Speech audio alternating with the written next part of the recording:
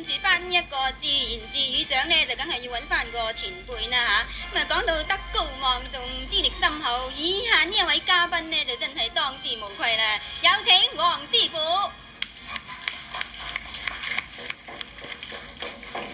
黃師傅，點解家伙又呢隻曲啊？哦，咁啊，不嬲都係呢隻曲噶啦，廿幾年嚟你都聽慣噶啦。唉，潮流變咗，而且啊，根本上就係裝扮都變啦，應該整隻勁啲聽下啦。哦，又得啫，咁我哋又整隻勁啲嘅嘆下 music。唉，你哋啱睇啊！唉，咦，黃師傅好有型啊，夠晒勁啦！唉，使乜講啊？我不單止勁，而且啊，你慢慢嚟啊，你慢慢嚟，你使唔使我幫你啊？跳舞都勁啊！哇，好嘢啊！俾啲掌聲佢啦，咁就要。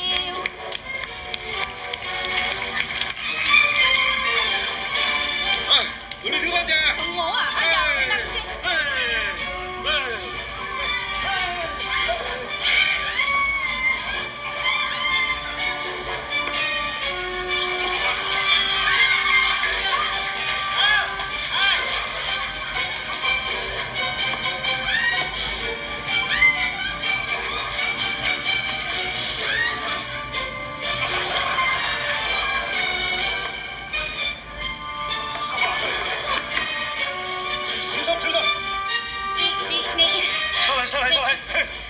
你唔係係嘛，黃師傅，你係唔識跳啊，唔好揾場我嚟搞下，你咁樣踩到好痛喎嚇！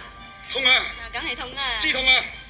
唉，你平時啊，呢隻馬騮咁中意踩人啊，踩得過癮啊！而家咧，啊，我黃師傅喺度踩到夠啊！我黃粉絲唔敢唔敢啦！認錯啊！我梗係認錯啦，喺你面前。嗰個曾志偉都算衰啦嚇，知道黃師傅喺度啊，唔出嚟。食完5月粽，大家一齊嚟行動嘅浪毛衫。浪毛衫，我哋要成日曬衫。浪毛衫，冇話去買新衫，成日講經唔厭，飽經風霜，若係落衫，誰亦怕。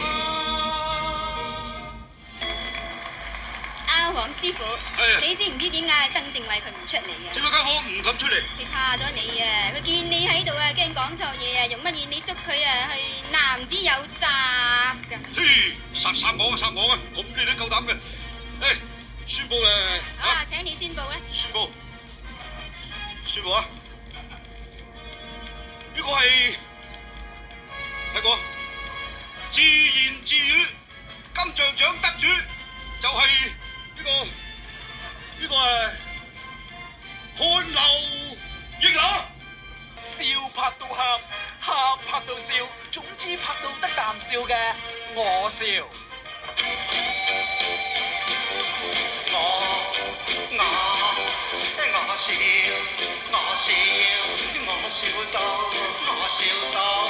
笑到痛，怎麼自偷自畫，而不夠膽偷我嘅歌詞。咁樣逢親啲頒啲乜獎嗰啲典禮咧，咁啊多數咧就臨尾咁啊有個大獎。雖然啊老土啲，但係都要照頒㗎。咁啊頒呢個大獎咧，咁啊要揾個金像大道出嚟先蹬得住腳嘅。冇錯，有請金像大道李壯祥先生。好，大家好啊！今天啊，我可以嚟呢個頒獎典禮，係我嘅榮幸啊！李大道你就威咯！你最近拍嗰套咩末代皇帝的下半生，水龍啊！好評如潮啊！我諗你遲啲又攞個咩金像獎咯？唉，後生仔啊！你都係拍戲噶嘛嚇，你可以拍啲好嘅戲啊，攞個金像獎過下呢個金像嘅導演人嘛。佢得鬼咩？佢眼中啊只有錢嘅啫。錢？我啱。言歸正傳啊，李大導。啊，你而家咧就連嗰個最後嗰個皇帝你都拍埋啦，咁你咪正啱冇皇帝片拍，你最叻拍皇帝片喎。為什麼冇得拍呢？有得拍。我哋個天橋底啊，有個專寫大字報嘅九龍皇帝，我都未拍啦。切，有得過你拍啊，你都未拍啦，真係家陣啲皇帝唔掂噶啦，啲乜乜故事抬頭啦，你嗰套水龍啊，咪又係唔夠人哋嗰套差佬故事嘅，皇帝都唔掂。使乜講啦？總之啊，唔理你係人君分君一係暴君啊，人哋嗰啲亞豬啊嗰啲故事一出咋，你就醫都冇得醫。哎呀，睇下邊個得獎。好，真係難怪啊，佢可以得呢個獎啦啊！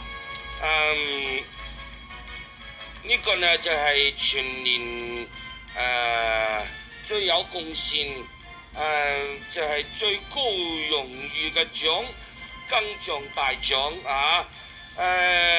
就係阿信的故事啦。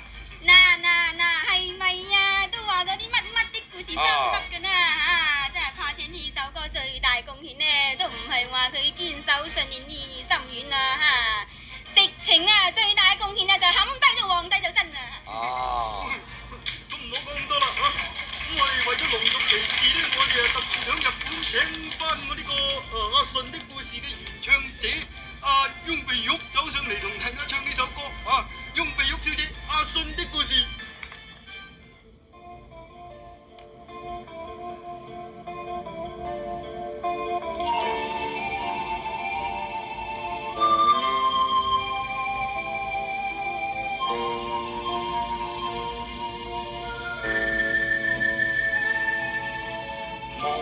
踎向街邊凝望與世間也亂，似個風寒四處偷看，食飯另轉面，徐徐掠出雞骨，回望以往的片段，幾許風雨我也講過，大話更自然。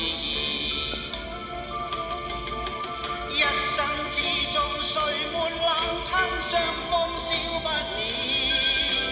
我去日夜無錢找數，鬥把打我面。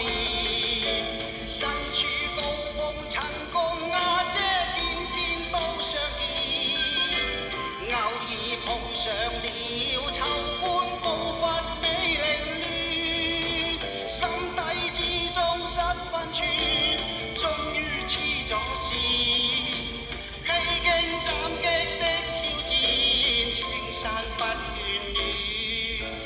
悠然想起當天人哋冷眼加罪面，每句風語要我改變，現實盡體現。無求一生光輝，凝望每晚洗過面。瞓下街邊，瞓下公廁，盡是作自然。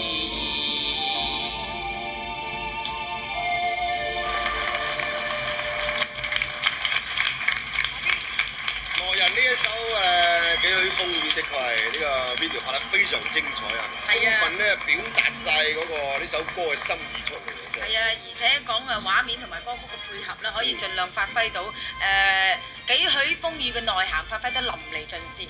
但係你仲有冇覺得今晚我哋呢一個節目台前幕後，甚至乎我哋咁多位同事扮嘢，我喺呢度講聲，我佩服你哋，真係好嘢，真係好嘢。咁我哋自己有啲幕後工作人員咧，自己今晚睇翻自己啲成果咧，都發出啲會心嘅微笑。到時咧就收睇啦。咁今晚多謝各位，祝各位晚安。多謝各位嘉賓，多謝，拜拜。